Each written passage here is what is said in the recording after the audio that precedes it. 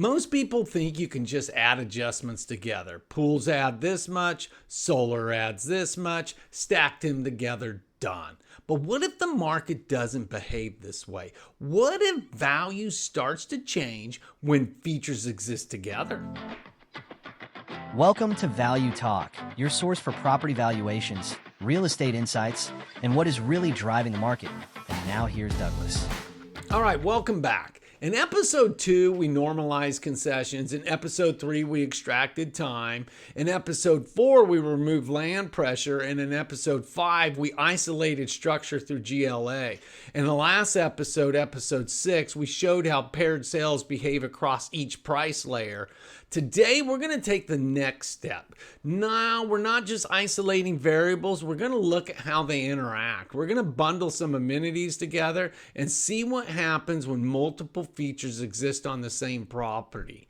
We're going to stay in the established neighborhood where we actually have enough variation to test this. And then we're going to run the same 5 price layers. First, the raw sold price, then adjusted for concessions, concessions in time, concessions time and site size, and then finally the fully layered price, including gross living area.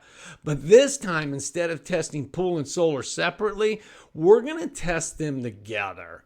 So here's what we're going to do. First, we'll bundle the pool and the solar into a single combined variable. So we'll have 4 groups. We're going to have properties with no amenities, properties with pool only, properties with solar only, and then finally properties with pool and solar. We'll run comparisons across each price layer, and what we're watching for is simple. Does the combined signal behave like the sum of the parts, or does it change when the features exist together? All right, let's get out of the office and get into the data.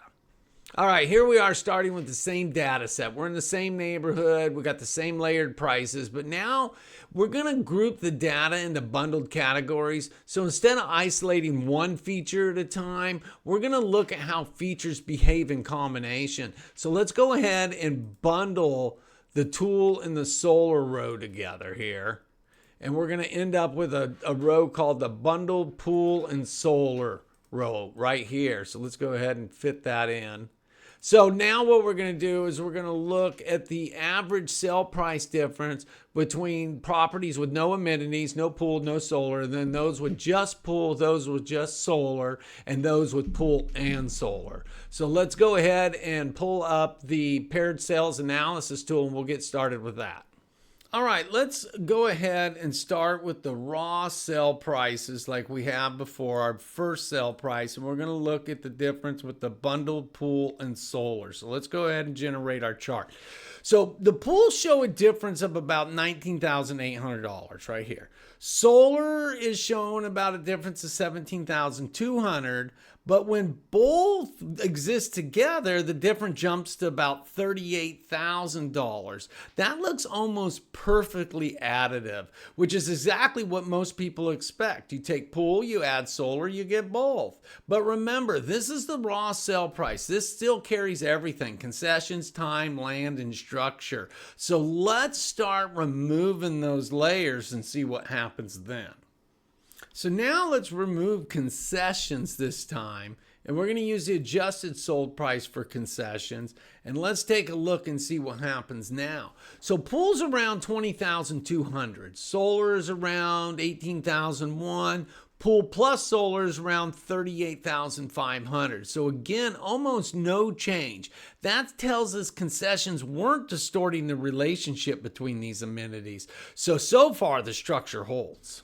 All right, now let's remove time from this. So we're going to be doing concessions and time. Now let's look at the difference. So pool is about $20,100. Solar is showing up about $15,700, but pool plus solar moves up to about $40,300. So now something's interesting starting to happen. The combined signal is actually stretching a little. This tells us timing was affecting how these amenities showed up together. But we're still not done. We still got more layered sale prices to look at. All right, now we remove site size. So now we're removing concessions, time, and site size, and we're going to see what happens.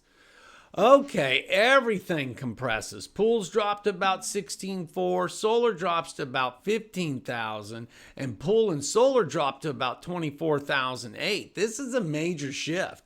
This is where the illusion starts to break, because earlier the combined value looked like the sum of the parts, but once land is removed, that relationship tightens significantly. So part of what looked like combined amenity value was actually land. But we still have one more layered sale price to look at. So let's go to that. Now we move into the fully layered sale price. This is the one that is adjusted for GLA. This is the cleanest version of the prices that we've had so far. So let's take a look at that. So pool's about 18,300, solar drops hard to about 8,100, and pool plus solar lands about 24,900. And this is the key moment. If you were expecting simple stacking, you'd expect pool plus solar to equal pool plus solar individually, but it doesn't. It compresses. The combined signal is smaller than what the raw sale prices suggested. What this tells us is that features are not independent. They overlap. They share space in the price. Pool holds its signal relatively well, while solar lost a significant portion of its signal once structure was removed. And when they're combined, they do not fully stack. That's not an error. That's just market behavior. So let's go back to the office and we're going to tie this all together. Today, we move beyond isolated variables and into interaction. We bundled amenities together and we tested how they behaved across all the layered sale prices. At the raw level, everything looked additive. But as we removed distortion, the relationship changed. Land compressed the signal, structure reshaped it, and once price was fully layered, the combined effects was smaller than it first appeared. That's why you can't stack adjustments, because the market doesn't always price features independently. It prices them together. In the next episode, we're going to shift from interaction to segmentation. We're going to start splitting the data, looking at groups independently, bedrooms, pools, solar, and how value behaves in each segment. Same discipline, same sequence, but now we start organizing the data instead of just measuring it. Until next time, I'm Douglas. Stay curious, stay sharp, and always stay focused on value.